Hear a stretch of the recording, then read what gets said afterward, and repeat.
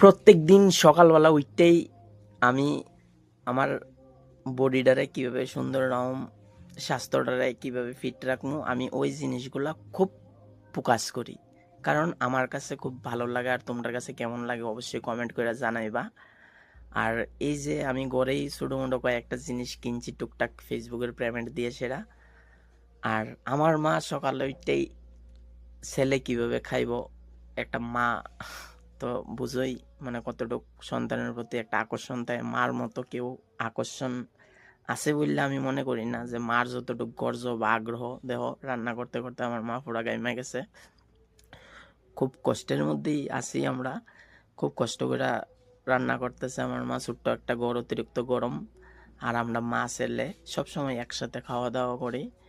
আর এই যে ফুট বেগুন, জংলি বেগুন আর কি অনেকেই কয়, তো কার কার ভালো লাগে অবশ্যই কমেন্ট করে জানাইবা। আমরা এইভাবেই খাই সব সময়।